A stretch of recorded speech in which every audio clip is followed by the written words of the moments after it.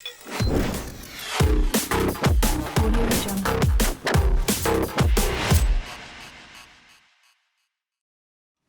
thank you everyone for being here. I'm sure you all know the reason why you are here, and it's for me to finally call stumps of my career. It's been an amazing and an emotional 20 years. I've enjoyed every single moment of it. There are a lot of people I want to thank, which we'll do throughout the press conference, but it's to announce my retirement and to announce that that will take place, whether it's the next game for the Sydney Sixers or hopefully, if we play well, it'll be the Big Bash final. So after this year, there won't be any more cricket. So I'm excited. I'm pretty emotional. I'm happy. Certainly not worried, because I know that I've made the right call, and I really appreciate you being here. So I'm open to any questions if there are any. Being awarded on this summer, we thought you'd go forever. Well, I'm not Benjamin Button. Look, I knew before this season started that this was going to be my last season. I met with Trevor Bayliss, and the talk was, will I play for another 2 or 3 years? And I had that option, but I said to him straight away, look, I want to make this my last year. I really want to enjoy this year, and I think I've certainly had a lot more fun in the last 6 weeks than I've ever had in my life. And I think that's because I haven't put any pressure upon myself. And, I knew before I bowled the first ball back at training this summer that this was going to be my last season. And it's weird when you look back and now, sitting in front of you guys, knowing that I am making this call, and I think back to when I was 9 playing cricket, so it's a massive moment.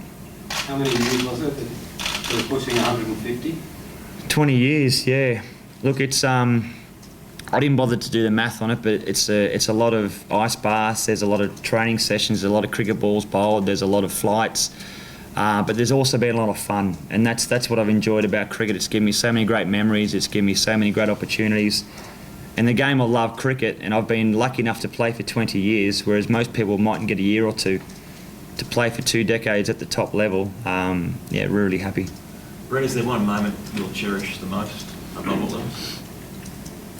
Look, I was in the car coming out here today thinking about what that moment might be, but to me it's hard to go past the first 2 moments. One is getting that baggy green cap for Australia back in 1999.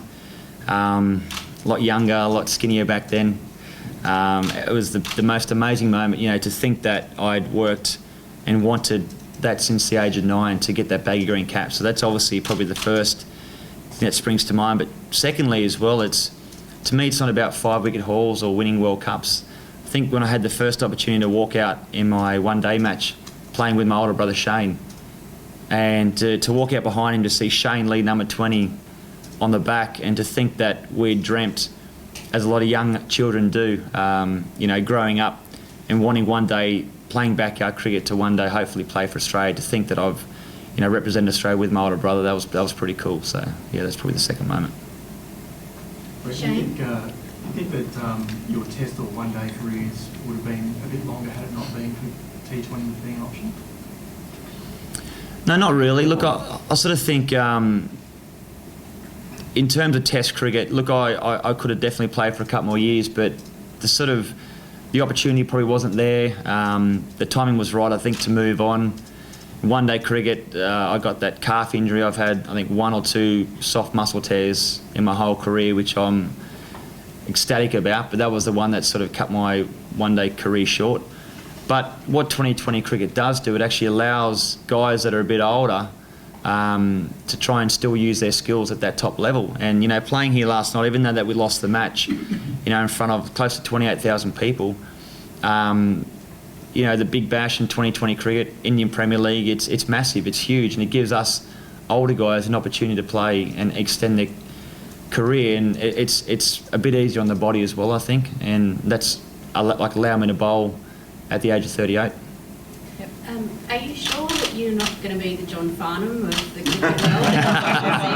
I saw someone tweet that. I've had more comebacks than Rambo, but I honestly, I'm not one of those guys that will say this is it and then come back in 12 months and then, because I think I could play for a few more years, but I don't want to. It's as simple as that. I've got stage 2 of my life coming up with my family. which is the most important thing. I want to put back into cricket as well, but there won't be any comebacks after this. And look, at 38 too, I've had the pleasure, and what makes me proud is that I'm getting a lot of good feedback from the young guys coming through. I'm trying to help them in the squad. And at 38, it's time for me to move aside now to give those young guys a chance to improve on their career as well. And that's, I don't want someone looking at some old bloke that's in the team trying to hang on, where they can be coming through and actually trying to hopefully one day go and play for Australia. So that was the other reason too, was to move on, say thanks very much, and go out on top when I sort of still feel like I'm bowling, as good as I can. Carly? Is there a full-time acting role for you? We'll have to wait and see to June, I think. Look, there are a lot of things that I love doing, and cricket to me has been one small part of that. Cricket's been my life, but there are a lot of other things I love doing apart from cricket. Music, the whole acting thing, which I'm trying now, which is a fun thing to do. My fishing, family's always first. Doing a bit of commentary as well. So there are things that excite me that I love, away from sport. Sport's always been the thing that's, I guess, driven me the most and actually allowed me to do these other things. So, I can never be thankful enough for cricket and what it's given me and the opportunities and the friendships I've made. So yeah, when that last ball is bowled, whether it's the game here on the 22nd against the Thunder, or whether we make the semis and then hopefully go on to make the final and hopefully win that. When that last ball's bowled, I'll walk off and I'll be happy and I'll be content. I think that's probably the best word. I'll be content. Dan? Brett, can you think back in your mind to a spell of bowling that really epitomised, I guess, the thrill of bowling as fast as you could, and the exhilaration of being able to do that? Yeah, it's a tough question because there are a lot of spells I really enjoyed bowling, but probably it was the spell where I didn't get a wicket. I was bowling to Brian Lara over in Trinidad where he got his 100, and I think he was on 90 odd for about an hour, and I ran in. It was pretty hot, bowling 155 k's plus, and I just could not get him out. And I tried so hard. And after that day, he sort of came in and said that was one of the most exciting times that he's had on the test field.